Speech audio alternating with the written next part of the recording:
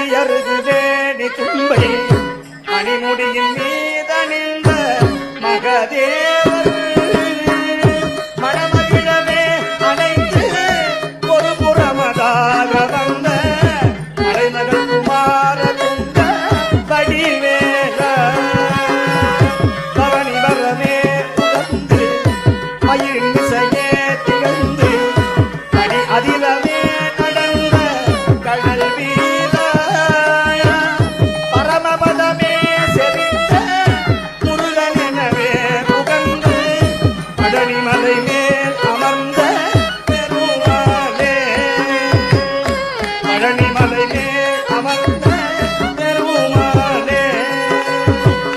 பழனி மலை மேல் அமர்ந்த